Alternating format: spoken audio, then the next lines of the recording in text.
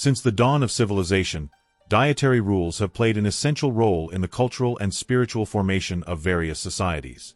Among these rules, few are as emblematic as the prohibition of consuming pork, which remains firm in Jewish and Islamic traditions. On the other hand, Christianity adopted a different stance, permitting the consumption of this food. What is the origin of these differences? What lies behind these dietary laws? Let's explore the sacred texts and historical context to better understand this enigma. Before we continue, click the subscribe button below, activate the bell to receive the most impactful messages of your week, and don't forget to leave that powerful like. That makes all the difference in helping us reach more people. We want to know your opinion. What touched you the most in this video? Write your comment below, because I make it a point to read each one and respond personally. Let's move on. The prohibition in Jewish tradition. The prohibition of eating pork is recorded in the Old Testament, the primary foundation of the Jewish religion. In the book of Leviticus 11:7-8, it says, "And the pig, because it has split hooves but does not chew cud, is unclean to you. You shall not eat of their flesh nor touch their dead bodies. They are unclean to you." This rule is not just a matter of dietary preference. It reflects a profound spiritual and cultural code. The perception of the pig as an unclean animal was not just symbolic. From a practical standpoint, pork could easily transmit diseases such as trichinosis, especially in hot climates and without modern refrigeration methods. For the people of Israel, who faced extreme conditions in the desert, following these rules was not only a matter of religious obedience but also of survival. In this context, the preservation of collective health was a divine priority. For example, parasitic diseases found in undercooked meat represented significant threats to populations in environments with little sanitary infrastructure. This practical perspective intertwined with the spiritual understanding that caring for the body was a way to honor God. Additionally, dietary laws in Judaism have a deeper meaning. They reinforce the spiritual and cultural identity of the Jewish people. In Deuteronomy 14:21, it says, "You are a holy people to the Lord your God." This holiness is manifested in every aspect of life, including dietary choices. Following a kosher diet is a way to constantly remember the special covenant between God and Israel. The term kosher, meaning fit or pure, not only dictates what is allowed to be eaten but also symbolizes the commitment to live in holiness. These dietary rules, while they may seem rigid, play a central role in preserving Jewish identity. Even in times of persecution and diaspora, maintaining a kosher diet helped unite the Jewish people, reinforcing their culture and shared beliefs. It's not just about what is eaten, but how these choices reflect holiness and the covenant with God. With each meal, Jews symbolically renew their connection with God and His commandments, making food a spiritual act. Moreover, the practice of the kosher diet also establishes a cultural barrier, distinguishing the Jewish people from other nations, helping them preserve their traditions amid external changes. Islam and the continuation of norms. In Islam, the prohibition of consuming pork is equally categorical and is explicitly mentioned in the Quran. In passages such as Al-Baqarah 2:173, it says, "Forbidden to you, for food, are dead meat, blood, the flesh of swine, and that on which the name of other than Allah has been invoked."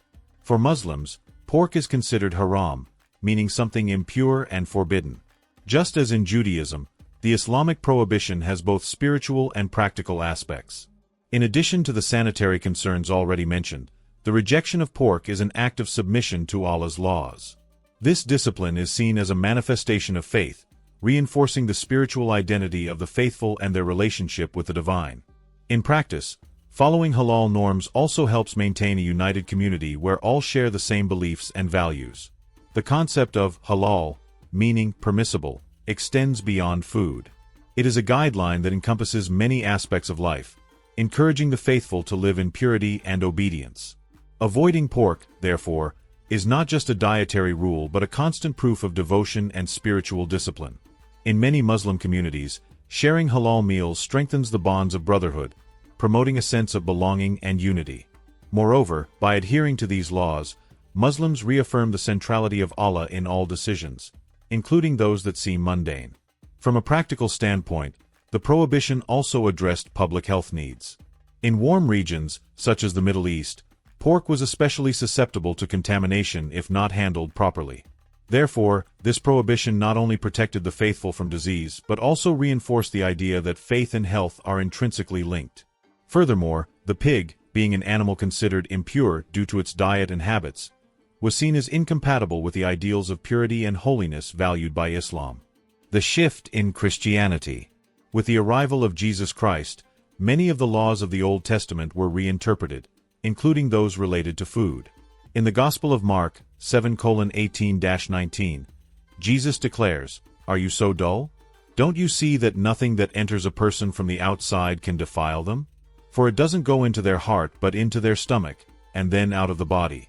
In saying this, Jesus declared all foods clean. This declaration marked a turning point. Purity came to be seen as a matter of the heart and intentions, not something conditioned by external rules. This idea was reinforced in the book of Acts of the Apostles, when Peter has a vision in which God commands him to eat foods that were previously considered unclean, Acts 10 verses 13-15. This event symbolized not only the liberation from dietary laws but also the inclusion of all peoples in the gospel. The lifting of dietary restrictions was interpreted by Christians as a reflection of God's grace and the universality of Christ's message. From then on, the emphasis shifted to faith and inner transformation, not strict adherence to ceremonial laws. For Christians, Jesus' sacrifice on the cross ushered in a new era, where the relationship with God was based on faith and grace, not external practices. Historically, this change allowed Christianity to spread more easily among Gentile peoples, who were unfamiliar with Jewish laws. The abolition of dietary restrictions symbolized the inclusive message of Christianity, highlighting that salvation was available to all, regardless of their previous cultural or dietary practices. This universality was a crucial factor in the spread of Christianity throughout the Roman Empire and beyond. Cultural differences and impacts. While Jews and Muslims maintain the prohibition as an essential part of their religious identity, Christianity adopts a more flexible approach. For Jews, following a kosher diet is a form of sanctification. The word kosher means fit or pure, and the observance of these laws is not just personal but also collective, helping preserve the Jewish people's identity throughout the centuries. Eating kosher is not just a religious practice. It is a constant reminder of the connection to God's commandments and the mission to live in holiness. In Islam, the concept of halal plays a similar role. Avoiding forbidden foods is seen as an act of devotion that reinforces the unity of the Muslim community. It is important to emphasize that the act of sharing halal food strengthens the bonds of brotherhood and creates a sense of belonging among all the faithful. Moreover, these practices also reflect a concern for both physical and spiritual purity, which is central to Islamic faith. Eating halal food symbolizes not only obedience to divine laws but also care for individual and collective well-being. On the other hand, in Christianity, dietary freedom reflects a principle of grace and inclusion. However, this freedom also comes with responsibility. The Apostle Paul warns of something of great importance. "I have the right to do anything," you say, "but not everything is beneficial." 1 Corinthians 10 verse 23. This means that Christians are called to use their freedom in a way that builds up both themselves and others. Eating is an act that can be done in gratitude to God, but always with respect for the needs and beliefs of others. Contemporary reflections. In an increasingly globalized world, where different cultures and religions coexist side by side, understanding these differences is essential to fostering mutual respect among pluralities. Dietary practices are not just matters of tradition. They reflect deep spiritual values and help shape the identity of each community. For example, in multicultural contexts, respecting each group's dietary choices is a way to strengthen dialogue, harmony, and respect between different cultures. Whether through obedience to dietary laws or freedom of choice, the way we relate to food reveals much about our faith and principles.